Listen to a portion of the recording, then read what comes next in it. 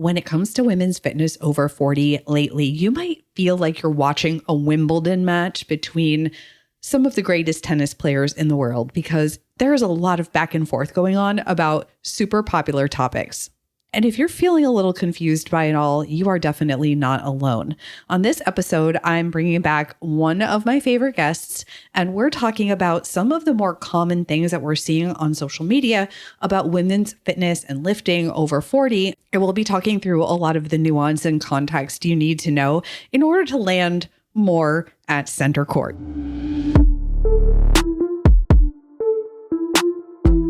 If you're an athletic 40-something woman who loves lifting weights, challenging yourself, and doing hard shit, the Fuel Your Strength podcast is for you. You'll learn how to eat, train, and recover smarter so you build strength and muscle, have more energy, and perform better in and out of the gym. I'm strength nutrition strategist and weightlifting coach, Steph Gaudreau.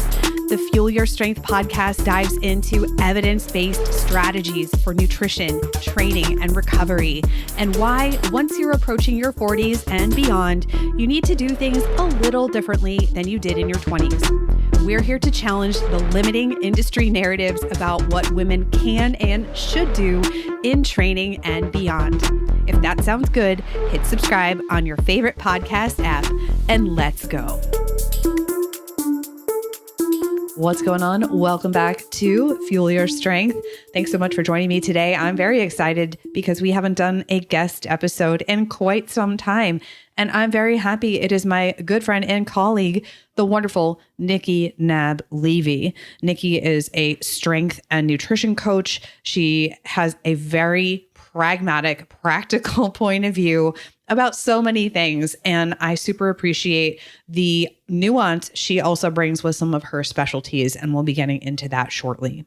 In this episode, we're tackling not only some of the common things that we hear from our lifters in our respective programs, but also things that we see online right now about women's fitness, particularly in the over 40 crowd. And hopefully we'll give you some context, nuance, and flesh out the conversation so you feel a lot less like you're watching a back and forth tennis match and more like you can sort of land in the middle. Super quick before we dive in, if you're enjoying the podcast, please hit subscribe on your favorite streaming platform. It really does help the show. And if you're looking for a sample workout plan, check out my 7-day sample of Strong with Steph. You can get that at stephgaudreau.com/workout. All right, let's go ahead and jump into this episode with Nikki Naab-Levy. What's going on, Nikki? Welcome back to the podcast. Hey, thanks for having me. Yeah, I think you're in an illustrious, very small club of people who have been on the podcast 3+ times at this point. So that's a good thing. It means I have a lot to talk about. Yes, we have a running chat on Instagram and have now for a few years. And we talk a lot about programming and, lifting and all sorts of stuff. So we've kind of collected over the last, I would say, probably year, a bunch of topics that we see coming up a lot with our lifting clients, or we see across social media that confuse people with lifting. And so we're going to try to pick a few, I think, and just dive in and see where it takes us. Yes. But I'm sure we're going to have a lot of things to say. For anyone who maybe hasn't heard some of your episodes before, just fill us in. What's keeping you busy these days? Who are you working with? And what do you focus on in that work?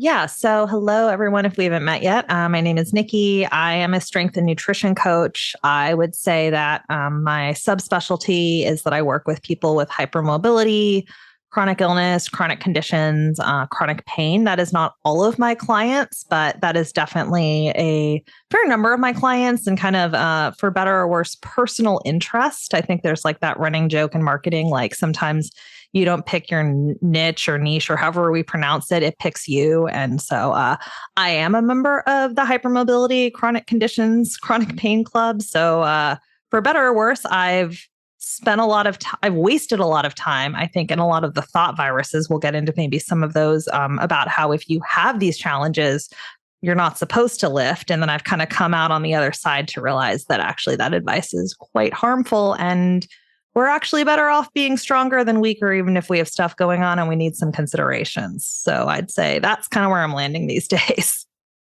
Yeah, I send a ton of people your way. I get a lot of inquiries, and people will tell me about the challenges they're having. And quite often, if they start to mention things like they have a lot of joints with hypermobility, if they mention EDS, some of those other things, I tend to send them to you, right? And I think this is the cool part about strength training these days is you can really sort of find your flavor, find your person who's a coach, and find a program that's going to have you in mind, not necessarily that the general principles of training and what makes a good training plan are going to be radically different or somehow proprietary or some secret system that you've never heard of, but somebody that really understands the challenges that surround your life and the things that you're going through and how you might have to modify or kind of bend the training a little bit to fit better. So I think it's cool that you're a resource out there for people who are coming up against that and have gone through the multiple iterations of, hey, I've had people tell me that I can't do this, or I've tried to do it on my own and just ended up fucked up somehow. And I'm tired of this and I want better guidance. So I'm glad that you're out there doing what you are. Well, thank you. And I think that kind of the umbrella theme of everything we talk about today, this falls under it, which is that the nuance really does matter. So there are a lot of the general principles of things like strength training. And unfortunately, I think when people get on social media, which is where we get a lot of our information these days, for better or worse, the nuance gets lost in kind of the dogma and the strong opinions, I find, one way or another. For sure. There used to be, we used to talk about catching people's attention in 5 seconds or less. And then it was 3 seconds or less. And then just yesterday, a friend of mine who does a lot of stuff with marketing and SEO was talking about the website. And if you have a lead magnet on your website, you've got 2 seconds to catch someone's attention. And I just thought, fuck, this is so overwhelming. And to your point, so much of this exists in the gray area and how we communicate things to people and the things that people need. So on one hand, it is sort of, we have these training principles and progressive overload is progressive overload, but the challenges that somebody with hypermobility might be facing versus the challenges that somebody who's a jiu-jitsu athlete might be facing could be different. Those could also be the same people. And so how do we help people navigate that? And on things like Instagram or TikTok or YouTube Shorts, it is quite literally almost impossible to get into that nuance. And then you get the hot takes or just the really quick, I'm going to try to get people to stop and pay attention. It really is that attention economy. And that's why having podcasts like this, where we can get into some of the deeper context that's required, are so important. And I also had somebody not too long ago tell me that I took too long to get to the point. And I was like, with all due respect, that is the point of the podcast, is to talk about all of the stuff. So if you want quick, short form, boom, boom, boom, go to social media. That's what that's for. So I think the podcast can be a space where we talk about things more at length. Are we going to do 3 hours? We probably could. We won't. But suffice to say, we have to talk about it. We have to get into it. So with that being said, where do we want to start? I have a list. I'll let you choose. You're the guest. Anything that you really want to jump into first? Oh, I don't know. Let's start with the concept of, can you be using the wrong muscles when you're lifting? Or conversely, if you don't feel the quote unquote right muscle or the target muscle, does that mean that you're doing the exercise wrong? And I don't know exactly where this comes from. I think the school of thought comes from a few different places. I definitely have seen it in physical therapy. I've definitely seen it in yoga and Pilates, but there's a lot of like, if you feel your quads, it's bad. If you feel your glutes, it's good. And once you start lifting, especially if you're lifting heavier weights, I don't know about you, but like I might feel my glutes the day after I have done a heavy deadlift set, but like in the moment, I actually can't tell you what I'm feeling. And I don't know. I think it might be worth having that conversation around like where and how much should you pay attention to sensation in terms of relying on like if that's actually going to give you the best information during your workout. Right. I kind of black out sometimes when I'm lifting, and I don't mean that literally, but there are definitely, when I'm doing things like lower rep sets. So say I'm going to do a set of 2 box squats. That's been on my program. So I'll use that as an example. I'm not thinking of contract your quads or squeeze your glutes or any of that stuff. I'm probably thinking about whatever cue that I need to use, and it's maybe an external cue. So maybe we can talk about that. But I'm also just thinking about standing up. And I hate to kind of make it sound so, it almost sounds like I'm being dismissive of people when they're like, but what should I be focusing on?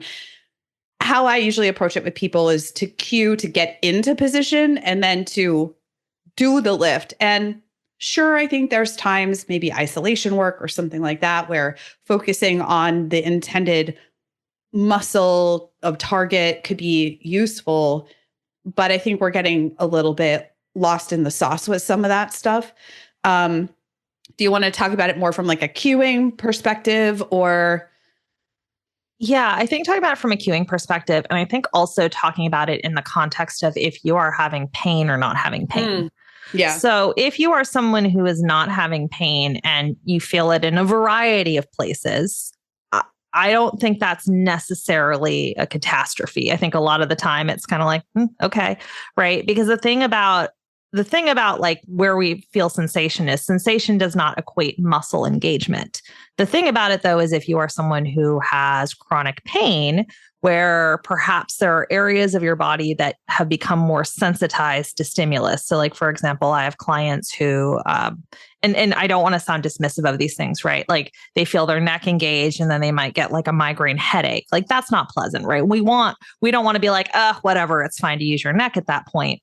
But just because someone feels their neck doesn't necessarily mean that the way that they did it was with like poor form or poor technique or injurious or wrong. A lot of the time it's that our muscles respond to position and load. And so sometimes if we are in one position, when we push the weight over our head, we are going to feel and engage our neck more. Or if we push it over our head quickly, if we don't really have like that neurological training yet to control how the arm is moving overhead, then yes, we might feel our neck more than is ideal and it might be uncomfortable. And if you're someone who has headaches or chronic pain, it could create a cascade of issues and we want to address that. But it doesn't need to be scary when we notice it. It can become like, interesting, let's look at what's going on.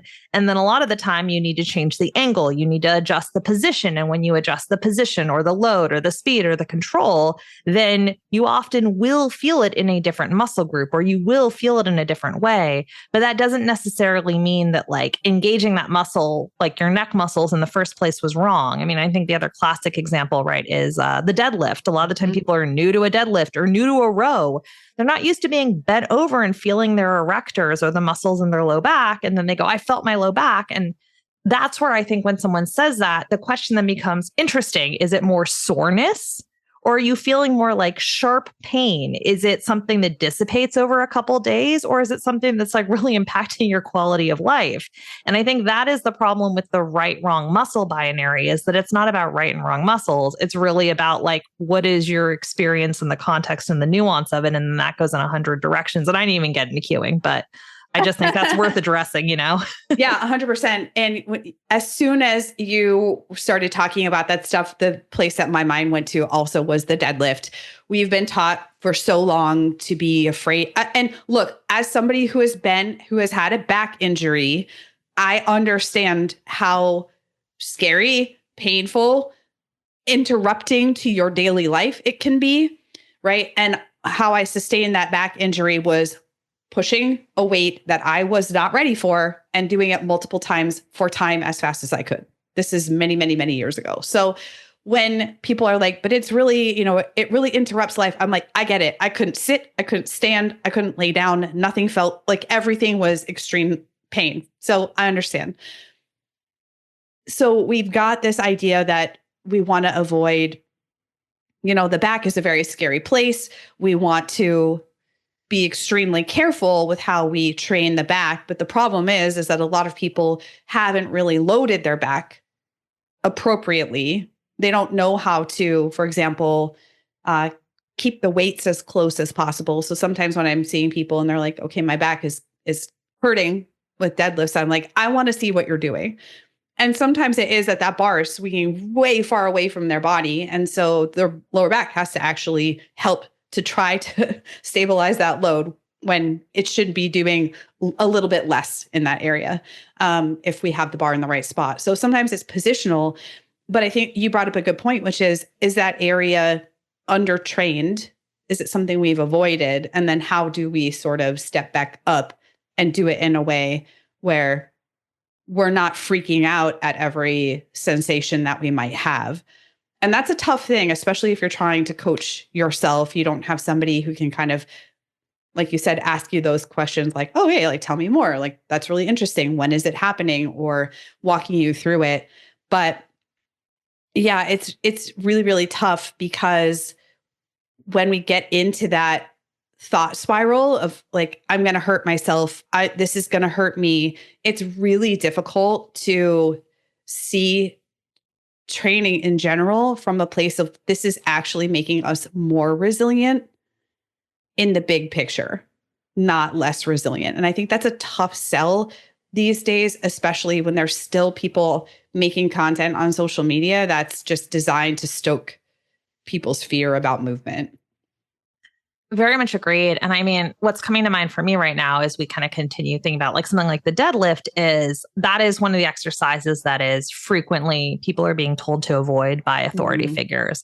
I don't mind throwing Stuart McGill under the bus. Hopefully you don't mind. You can edit this out if it's the case. But like, we had no dead pigs. Yeah. We had Stuart McGill go on that podcast and be like, don't PR your deadlift after 50 with just super, super fear mongering. I know someone's going to say I took it out of context, but like the point is that is not a helpful way to portray this. And so what ends up happening is if you tell someone, let's say, to avoid all deadlifts, now they're avoiding training bending over in a controlled and contained environment where we know that like a lot of the time pain and injury happen because of a lack of preparedness to load. What we are actually doing by like, let's say, just taking your deadlift out of the repertoire entirely, which again, there might be an exception to the rule, but for most people is you're removing an entire movement pattern that occurs in daily life that you're going to use in a variety of positions. Like, am I perfectly neutralizing my spine and picking up laundry like I would in a deadlift? No, but I have to bend over and pick up laundry. I also have a 2-year-old that is in the 90th percentile. So she might be roughly the size of a 4-year-old.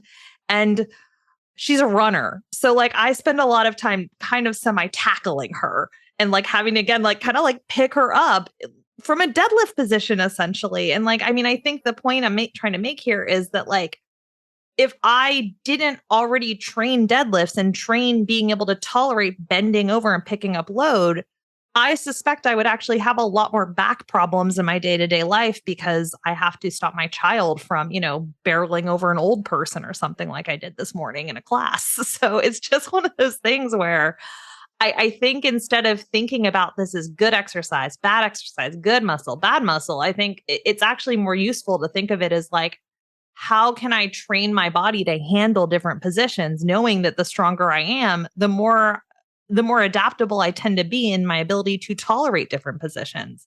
And so I just think avoidance is not the answer. I think that if something's creating problems, the answer is to go, okay, how do we progress through it instead of just cutting it out completely? Yeah. We sort of touched on this idea of I've had some sensation and I'm scared that this means I got hurt or I'm injuring myself. But we also had I want to feel my X in this exercise. And I think this would be a useful time to kind of bring it back around to this idea of cueing. And if somebody's like, okay, I'm going to do a set of 5 front squats, we might not be feeling so people are familiar with feeling a burn. And I think sometimes that's what people are expecting they're going to feel or sense when they're doing any kind of weighted exercise. So maybe we can talk through that idea of like, okay, I think it's great to know, hey, this exercise is going to work this area of the body or this movement pattern or these general groups of muscles. I think that's okay. I mean, I'm all for knowledge and people understanding what they're doing, but I don't think that the obsession with feeling a specific muscle in every exercise at every rep range is going to be productive for a lot of people. So maybe we can kind of talk through that piece of feeling the burn, feeling the burn, and why we might not feel a particular muscle, especially if we're doing, say, lower repetition lifting. Yeah, I mean, maybe you know the exact physiological underpinnings. I'm not sure if I do off the top of my head. That whatever exercise science knowledge from college, that piece has fallen out of my brain. But I think something to keep in mind is that a lot of the time, these classes that are designed to make you quote unquote feel the burn tend to involve very high repetition, a lot of pulsing, and Mm-hmm. they tend to make you feel very, very sore. And you're not going to necessarily get that sensation during the workout or even after the workout if you have progressed appropriately with load. I mean, you might be a little sore sometimes, but like within reason, you shouldn't be super sore after every single workout. And this is a thing where a lot of the time, for whatever reason, we are in a place where people still often equate soreness with a good workout or soreness with results. And the reality is that soreness is oftentimes due to, frankly, just novel stimulus. And by novel stimulus, I mean you did something that you hadn't done before or that you hadn't done in a long time. Like an example I can give you is I signed up for a contemporary adult beginner dance class that I'm not sold it's beginner, but that's fine. And on the first night, we didn't do any ab exercises, but we rolled around on the ground for like a straight hour. It was all on the floor. And when I got home and I laid in bed, every time that night when I would turn, my abs would cramp because I hadn't done like oblique twisting in so many years, like that volume for an hour, right? Yep. And like, did I use my abs more than usual? Yes. But does like that mean that like that's the most incredible ab workout and I'm going to get a 6-pack abs from it? Absolutely not. So, I mean, I think the thing is we need to start looking at like training stimulus is, are you doing appropriate training stimulus for the goal that you have in mind, whether that's building muscle, building strength, and are you doing it in a way that is going to allow you to recover so you can get the benefits of taking the time to actually do that workout? Because if you can't recover from what you're doing, that is when you're going to be more sore, have more pain, be potentially more prone to injury. And so I just think that it's just if we're focusing on soreness or we're focusing on burning muscles, we're just putting the emphasis in the wrong place. Mm-hmm. Yeah. It's sort of like, I think for the average person, and I don't say that in like most people aren't coaches, trainers, you don't have a background in exercise physiology or biology or right. You don't have to be an expert in these things, I guess is what I'm trying to say. But I would say most people, when they're looking for workouts, right, it's easy to not understand the difference between something like lifting, where the primary intention is to build strength, right? We're trying to get our muscle fibers to contract maximally to move something that's very heavy to produce force. Then we have hypertrophy, which is where we're trying to get the muscle to grow. And then we also have things like muscular endurance. And then we also have kind of creeping into that, right? This idea that the longer the exercise goes on, the more metabolic byproducts start to accumulate, things like hydrogen ions, and give us the burning sensation. So is there probably some crossover, and I'm sure we're going to talk about this, between strength and muscle building? And then like, sure, even when I'm doing a set of bicep curls, I'm starting doing 12 or 15, I'm going to start to feel something going on there. But just because something didn't give me that sensation doesn't mean it was useless at its intended goal.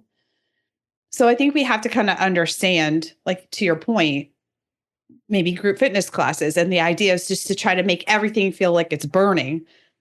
Past a certain point, if the programming isn't progressing you, or you can't progress it in a realistic way for that type of class, you might not be getting the intended stimulus. And a lot of people will come to me, and we did this whole episode on Peloton and other similar apps where they say everything is strength. And this is kind of circling back to my original point, where just because you're picking up a weight doesn't mean the intention is to build strength or even muscle for that matter.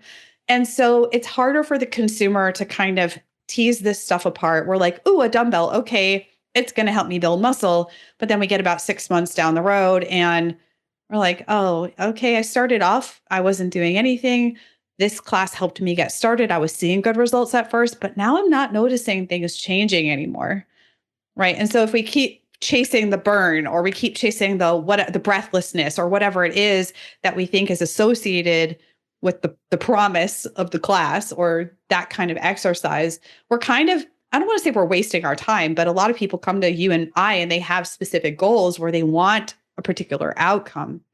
And so it can be really confusing for, I think, the average person out there to kind of understand, because of the past experiences they've had. And you've taught group fitness, I've done group fitness before. So we're not making fun of that at all or saying it's bad or wrong. It's just like, what can we accomplish in that time? And if it's a class where the coach is like, all right, everybody, do your first 3 reps of bench press. And now we're going to sit here for 2 minutes.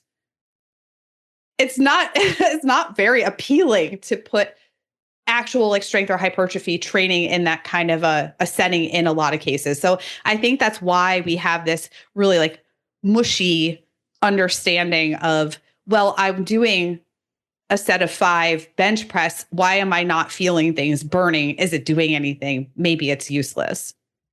Right. And what comes to mind for me there is that, again, like, if the focus is the burning, and burning in some ways in these situations, I feel like as a marketing tactic to make someone think like it was effective, right? Like, not to hate on it if you love the feeling of a burn. I actually personally hate being sore because my joints don't feel great most of the time anyways.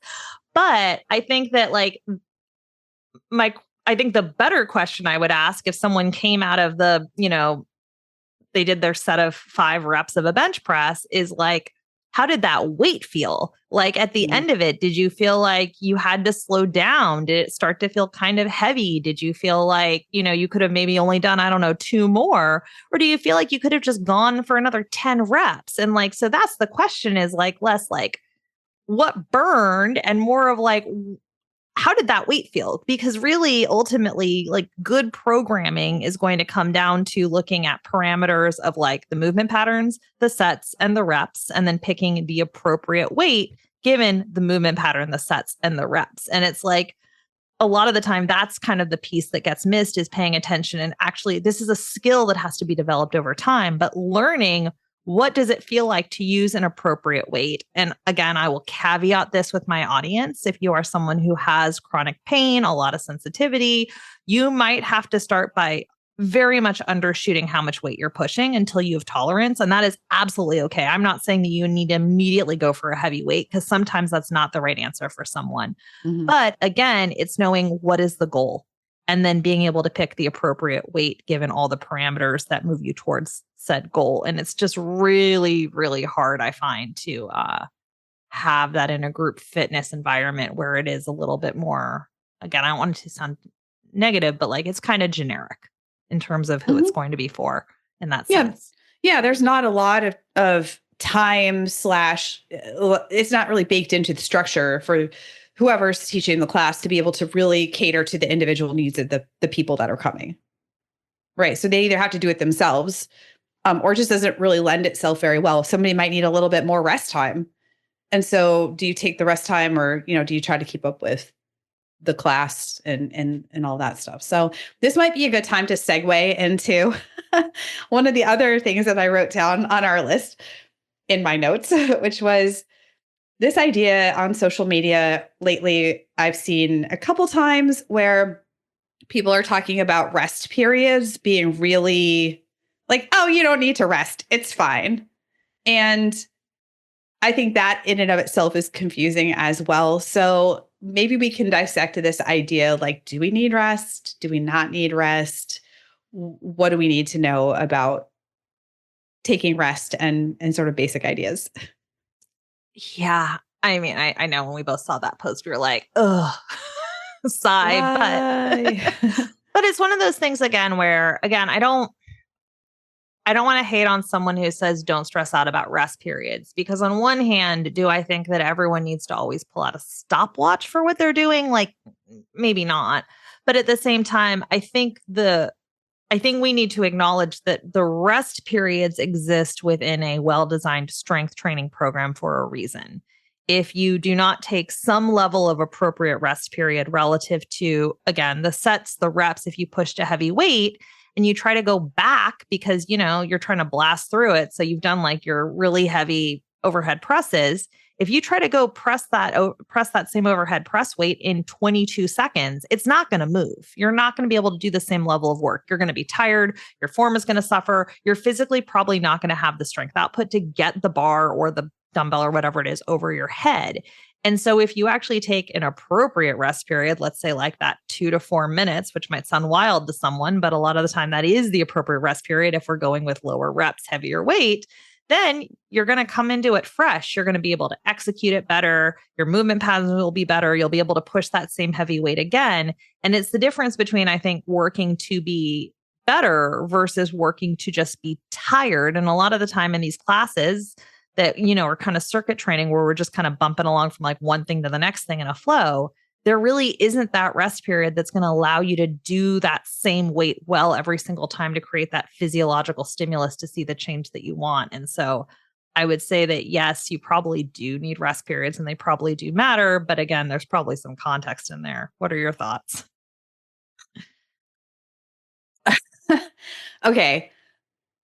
I do think that there is this important piece of education, delineation, and talking about, for example, somebody who might be transitioning from more of a circuit-based type training, right? Where they're doing my favorite one, the no repeat workouts on YouTube, right? No repeats. We're going to do 20 different exercises, no repeats. And I'm like, what's the intended stimulus of this? It's probably not going to be strength, maybe some hypertrophy if you're consistent enough and you're just kind of like relatively untrained, but there's very, very little rest. And so I think that there are lots of folks who would come from that kind of a workout or way of working out, and then they come into strength and conditioning or strength training. They get on your program, they get on my program, then they're like, wait a minute, like, holy fuck, I have to actually rest a little bit here. And maybe if I'm doing, say, 3 sets of 3 deadlifts, she wants me to rest like 2 to 4 minutes. And then maybe I'm doing some supersetting or something like that with my accessory work. So I'm resting a little bit less, but it's also not no rest.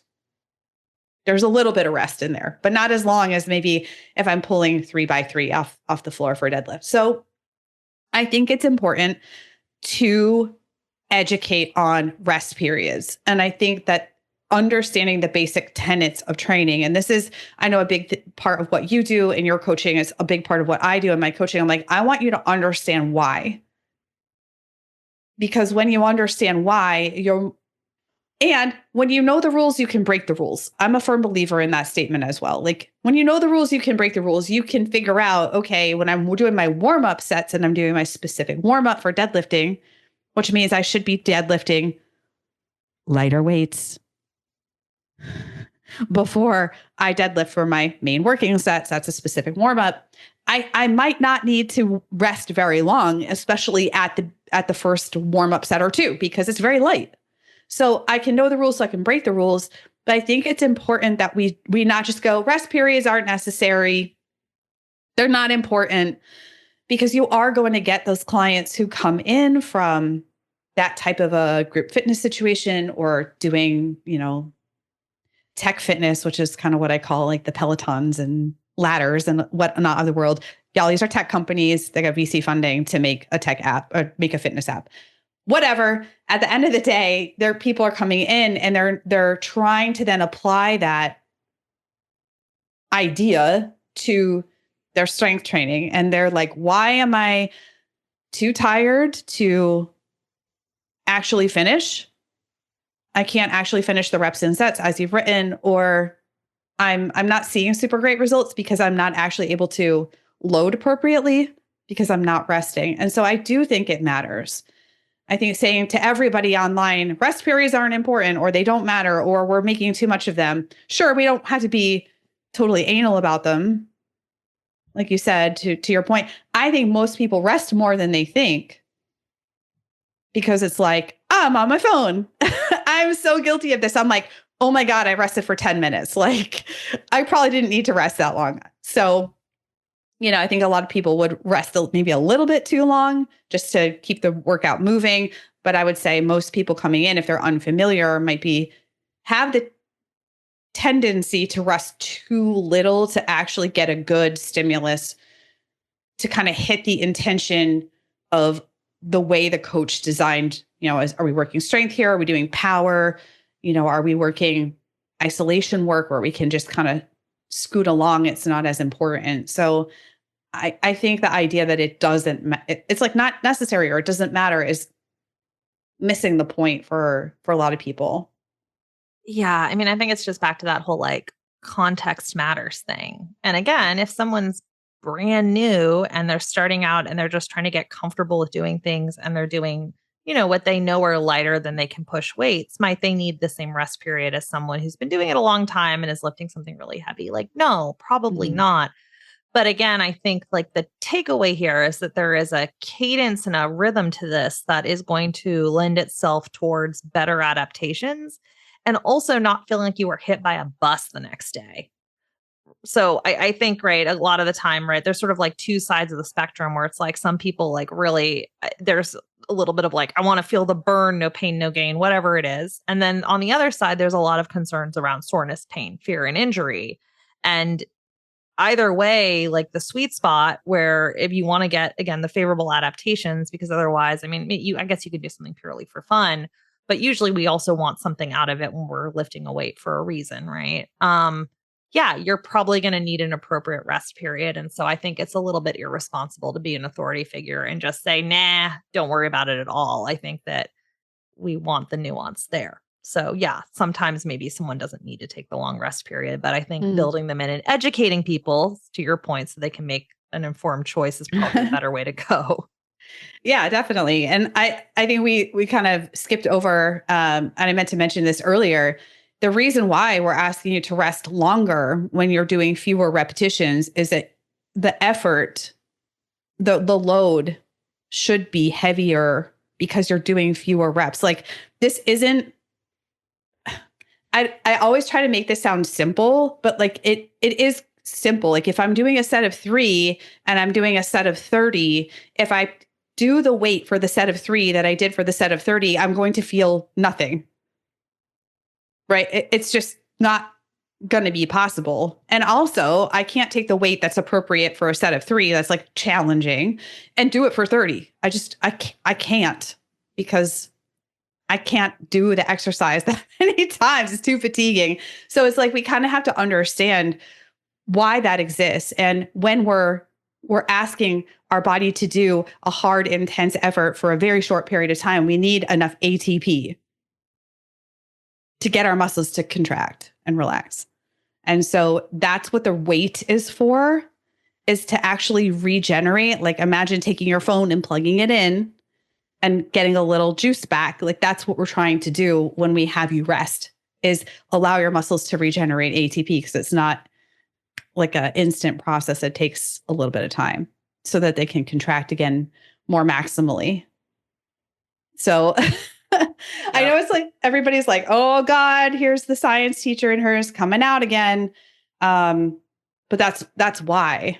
And again, like when you're doing moderate reps, moderate weight, like more classic quote unquote hypertrophy, there's kind of that middle ground of rest. Like you don't need to rest probably 5 minutes, but you're also probably not going to rest for 15 seconds. So it's on that spectrum. Yes. And I think this leads us into this topic of the hypertrophy range, which is like, right. We've seen it. We've also seen like some like hashtag redaction of some of this stuff. And like, so like, let's talk about it, because I want to say, right, like a lot of the time right? The classic hypertrophy range is like something like 8 to 12, maybe 8 to 15. And then like now it's come out where people are like, yeah, but you could do 30 or 40 reps and that would still give you hypertrophy. So I don't know about you, Steph. I don't think I've ever programmed 30 reps of anything in a row ever for a strength exercise, air quotes, right? So like, I don't know. What are your thoughts on why while we could do 30 reps of something, maybe we don't need to? Yeah, I think okay. I definitely respect this idea of what's effective versus what is efficacious. And so there's some really amazing research that's come out that seems to be sort of, again, gaining steam. Like we're having more studies that are sort of validating older ideas, previous ideas, right? And that's a good thing because that helps to sort of steer like, hey, we have this growing body of evidence for this idea of, a wide spectrum for hypertrophy. And potentially even there's going to be some genetic leaning in some of this. So for example, I tend to build muscle pretty easily. My husband does not. Like we could do the same exact program and we're not going to look the same. And there's also the idea of like, what do your muscle insertions look like? And how tall are you? And how long are your limbs? Like everybody looks a little bit different. But at the end of the day, I think it's important that we nod to the fact that there is more research coming out on this. We're sort of like refining these ideas as more research gets presented. And there's also a difference between what does the research say is effective versus what is going to be the most efficacious use of time for people in their actual real lives. And I think those two things get mixed up. And whether that's purposely to prove a point or it's because it's presented in a way where it's like, well, this is what the research says. So people are like, but I can't do that. Or like, oh, I must go out and do that tomorrow. I think that there's a tendency because sometimes, again, on social media, we don't have the depth of understanding nuance talking about things. And so I think we just get into a situation where it's like it's like watching a tennis match in person and you're at center court. And so you're constantly left, looking side. It's like we don't know where to look. And it's easy to feel like, oh my gosh, now I should just go out and change everything about the way I've been training. And that might not necessarily be the case. So when you think about it, yes, what seems to be showing based on the research that we have is that we need, no matter like how many reps we're doing, we need a high enough effort, right? Like we need mechanical tension, we need a high enough effort so that we're really pushing toward the higher end of perceived exertion, et cetera, et cetera. Like no matter if I do 30 reps, I'm going to pick a lighter weight. If we did the same exercise, okay, bicep curls for 10 or bicep curls for 30, which one am I going to pick up the heavier weight for? It's going to be the set of 10, but it needs to be one where the last 1 or 2 reps, I feel like it's really, really hard. And also for the set of 30, it's going to be a relatively lighter weight compared to the set of 10, but it would still have to be hard enough. Now, where are some of the places that a set of 30 might not be appropriate? And I think that that's the question, or like, it's just not necessary. I think that's the question that people are forgetting to ask is like, should we all just do sets of 30 for everything? And I think that's kind of where it's getting like turned into this bad game of telephone. Yes. And I think, again, to your point, can you theoretically build muscle doing sets of 30 of all of the exercises? Sure, maybe. Okay.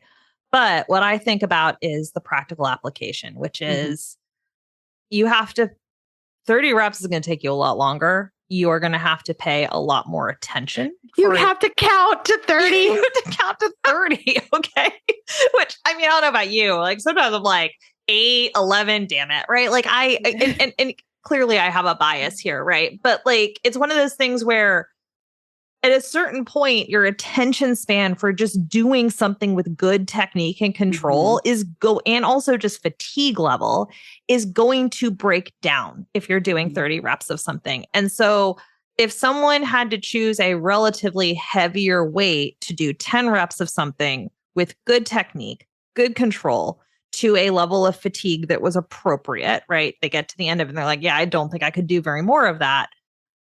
I suspect even if they built the same amount of muscle doing 30 reps of that, 30 reps is because of the volume. You're doing so many of them. It's going to make you super sore with maybe the same outcome, or maybe, and it's going to take you longer, or with maybe a worse outcome because your form broke down. You kind of started flinging the weight around a little bit because when the weight is lighter, you don't have as much feedback to feel where you are in space.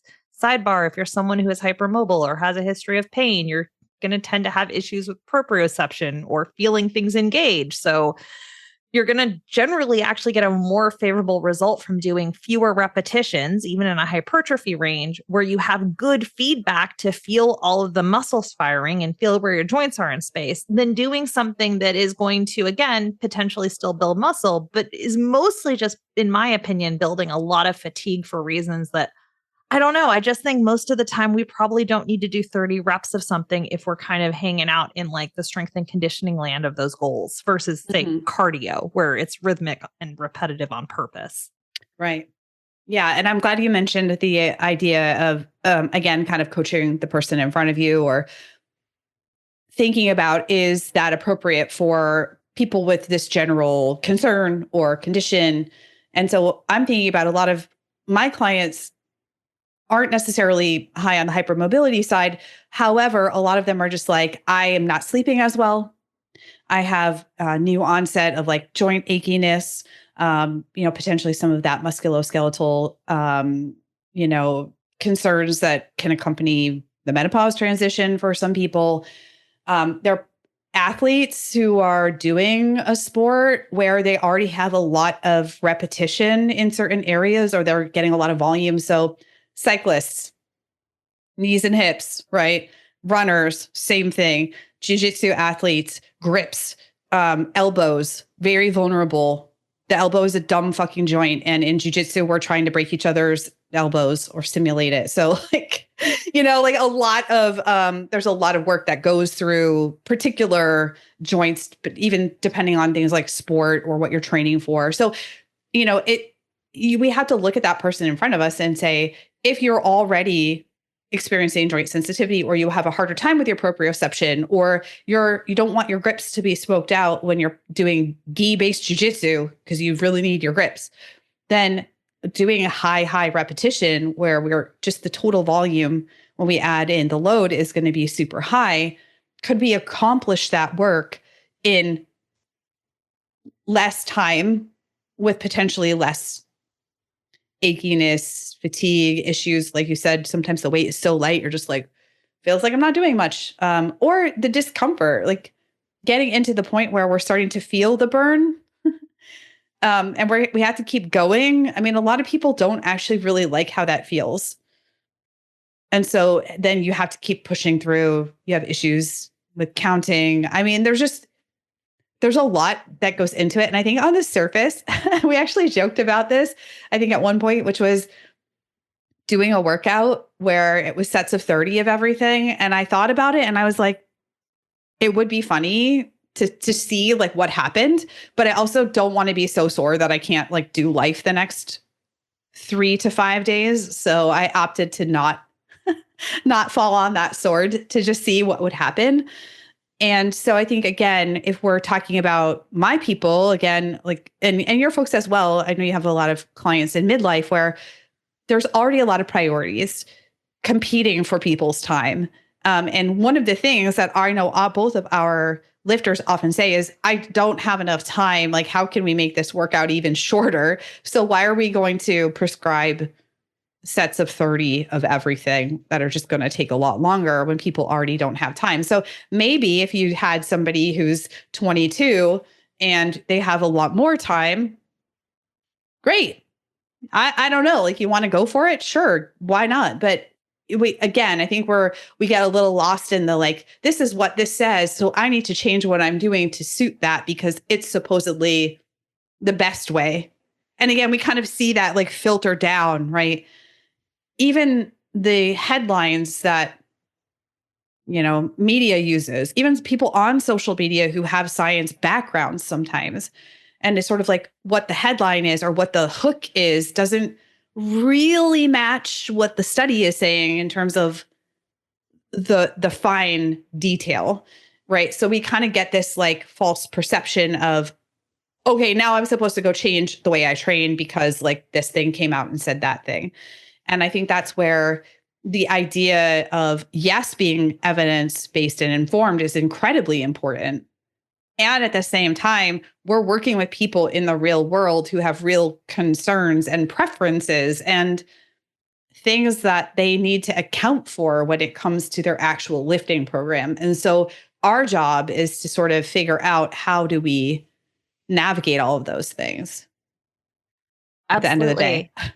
And I mean, I think the other thing here is that like there is typically many ways to accomplish a certain result. There is more than one way to do something. So like, could you do 10 reps? Could you do 15 reps? Could you do 30 reps? Sure.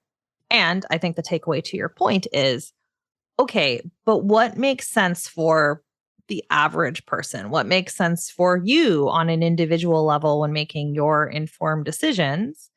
And then kind of going with that. So where like the research can inform us that like with the hypertrophy range, it is a wider range than perhaps we originally anticipated. Great. We can acknowledge that. And at the same time, I can tell you that when I heard 30 reps, I was like, cool, I'm not changing anything for that reason. There are I have gone back and I do go back and periodically update things based off of what I learn, or sometimes I just look at something I did and, 2 years later, me is like, what? Why is that in there? But I have to tell you, maybe I just hate counting, but like, you can't compel me to do 30 reps. I'm sorry. There's maybe 2 instances in 3 years of programming that I have currently where I have anything more than 15 reps. And what occasionally, right? And I know you do similar, like when we're programming, we might drift a little bit more toward, say, those sets of 8 to 10, even for main lifts, especially if we're trying to establish something like capacity, right? And even just for a little bit of a break to kind of switch things up and to get maybe a little bit more hypertrophy, because the more muscle we can build, the more we can strengthen it. So I've definitely had a couple times, for example, at the beginning of year 3, there's a short time where people can dip back into like sets of 8. And they're like, I've had more people message me and just be like, what is this? Why? I don't like to do more than 5. And I'm like, okay, like I can respect that. Also, like, here's what it's for. And it's only for a month, like stick through it. At the very beginning of the program, same thing. I keep the reps a little bit higher, encourage people to move a little bit slower, learn where they are in space, build a little bit of that capacity. And I also want to naturally try to limit the amount of actual weight most people are picking up by nature of doing. I'm not having someone who has, taken 6 months off of lifting come in and start by doing heavy, go to doubles of deadlifts or something. Like, it just doesn't make sense.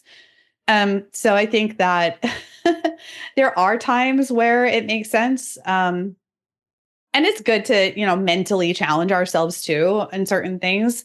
And I also grumble sometimes when I see, like sets of 15 on bicep curls. I'm like, oh, why? But at the end of the day, I think most people would say, yeah, just like, let me achieve the work in the most efficient way possible and still get the same result, if not maybe a little bit better, because my adherence is better in the long run. Right. It really all just comes down to picking the right tool for the job. Because not to take us down this rabbit hole, but heck, we'll do it. Right. It's so interesting to watch this pendulum swing back. To your point, it's like the tennis match. I have whiplash watching it swing back and forth and back and forth. Yeah. And now there's like more recently, I'd say in like the last 3 to 6 months, there's a lot of like, right? For a long time, it was, you need to lift heavy. And I was like, yep, lifting heavy is good. Let's prepare our bodies adequately. Maybe don't start someone at 5 reps if they're brand new to deadlifting. 8 to 10 might be a better place with a lighter weight, to your point, right? There's again, all these contexts matter, right? You do need to prepare your body for lifting quote unquote heavy. Heavy is relative, right? So everyone's like, lift heavy. And I'm like, yep, agreed. And here's all the context that we probably need to add to that statement. On the flip side now, we have a lot of like, but you don't need to lift heavy. You can do 30 reps of this, right? We know now that moderate lifting will also support bone density. And everyone's like, aha, I knew it. I don't have to do low reps. I don't have to lift heavy. Like it was a conspiracy theory. And I'm like, that's not new. We knew that. We knew that if you progressively load in a variety of rep schemes with the weight needing to be lighter or heavier based on the rep schemes, that you can still build bone. That's not a gotcha moment, but like people act like it's a gotcha moment. And you know what I mean? So I am a big believer in body autonomy. So like if you don't want to lift weights, I'm not here to shame or yell at you for not doing it. Like if you have a certain preference for what your body looks like, again, I'm not here to shame you or tell you how to feel about it. I do think that we should consider where the message is coming from when we have some of these thoughts, right? Like, and I think that's where I'm trying to go with this, is that it is concerning to me that that information in some ways is now being used to basically be weaponized to tell women like, hey, you can make these choices for aesthetics that and not end up having these negative health outcomes. And it's one of those things where the reality is that like when you see people, when, you know, a lot of the time it's women being like, I'm not going to lift weights anymore. I'm not going to do this. I'm not going to do that because I don't want to look overly athletic. I don't want to look overly muscular, whatever it is. When that starts becoming the primary concern for not doing something, that may unintentionally have consequences that we cannot see later down the line. And it's one of those things that I think a lot of the time where this kind of converges is then we have this narrative of a lot of fragility, which is like, oh, you know, as we get older, your body's going to break down. You're so fragile. You can't do things, or like, oh, I'm older. I just don't recover the way that I used to. So I just can't do those athletic things anymore. And what's so unfortunate with that is I'm not denying that like your capacity for recovery at 40 is oftentimes very different than when you were 20. I am living that right now. I just turned 40. I just started doing activities that I had not done since I was in my like late teens, and like they feel a little different in my body now. I'm not going to lie. Like I can't stack on as much stuff, as much volume. I have to be more thoughtful about it. Like I'm not denying that is the case. But at the same time, part of what allows me to do those things and allows us generally to do those things and to see the decline of age at a much slower rate is being strong, is continuing to be active, is, you know, paying attention to our quality of movement. Like those things will impact how we age and how we feel in our bodies as we age. And so it's one of those things where like, yes, aging is inevitable. But unfortunately, a lot of the things that we're told to do as women for aesthetics actually backfire and are like the opposite of what it would mean to age well. And not to pull out a really random deep cut reference, but like I think of like Death Becomes Her. Like, like I don't know if anyone saw that 90s movie. I don't know why it's on my radar in this moment, right? But it's like Goldie Hawn, Meryl Streep, obsessed with staying young forever. Spoiler, it doesn't end well. There's like a real backfiring to doing things for the sake of vanity. That is the most extreme example anyone could make of it. But like, I don't know. I guess I just don't want to be a fragile China doll if I'm lucky enough to make it to 80. I would rather to be able to get up and down off the stairs if I can. You know what I mean?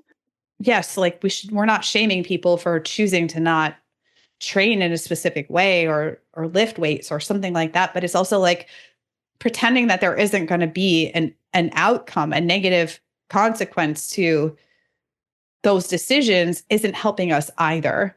Yeah. I mean, I think the takeaway here is like, it is really worth considering why you might choose or not to choose to do something. And while unfortunately, apparently body types may have cycles like fashion. I hate that. I hate that that's even remotely a thing, right? I hate that for us right now. It's So in case anyone's wondering, I don't appreciate that those words just came out of my mouth, right? Like but like, and fitness can be very cyclical, right? Like that's why we keep seeing the era of strength training, the era of the kettlebell, the era of like the Tracy Anderson bar, right? Like, I mean, and they're just going to keep going in circles forever, the same way that we keep like whiplashing between like high rise jeans and low rise jeans. So I still don't think we've hit like the early 2000s low rise jeans. But like the point being here is that outside of like these cycles that are always going to happen, I think what's more important is that if we can, and we know this even from like body image research, like these cultural norms are always going to happen and they're always going to exist and they're always going to shift. But the harm comes from when we buy into it and we lose sight of ourselves and our needs and what we want to make sense for us outside of those norms. And so, yes, those norms can influence us and will influence us potentially, but I think it's so, so important to sort of do your best to see what you can do to really notice like, okay, but what makes sense for me? How do I want to do things for myself? What do I care about? Knowing that those things are multifactorial, but that most of us are going to care about the fact that as we continue to age, like, yes, you can absolutely care about what you look like. And like, you know, we can all have preferences. My preference in this current era is to cover myself in as many tattoos as possible. So like that's like, and I'm sure like a lot of people are going to be like, why did she put a vampire on her shoulder? Because I could, right? Like we all make choices and some of them might be questionable to some humans and that's fine. But I think most of us want to, if we have a choice between feeling better, aging better, being stronger, or declining, I think most of us are going to choose to not decline if we really think about it. Mm-hmm. Yeah. Well, thanks for hanging out with me today and catching up. And we went a lot of places, but I'm glad that we finally got to sit down and record some of our thoughts that we normally keep to ourselves. Hopefully it was beneficial for folks. Tell people where they can connect more with you if they're looking for training support, and especially in the things that you're so very well versed in. They're looking for, nutrition support. Where can they find you? Thanks. So easiest places are probably Instagram, Naab-Levy Fitness. You'll never be able to spell it, so just check the show notes. My website, which you also won't be able to spell because my last name's a nightmare, but it's naab-levy.com. And I do have a podcast called Results Not Typical, and I do strength and nutrition coaching, like I said, one-on-one, and then I do have a templated strength program. So if you have questions about any of that, feel free to send me an email or DM me on Instagram. All right. Thanks for hanging out with me today. I appreciate it. And until we meet again in the DMs right after this. Thanks for being on the show again. All right, my friend, that is a wrap on this episode with Nikki Naab-Levy. Go follow her on Instagram and make sure you check out everything she's up to. And please hit subscribe on your favorite podcast platform to show your support for the show. If you want a 7-day sample of Strong with Steph, then check that out at stephgaudreau.com/workout. And until next time, you know it, stay strong.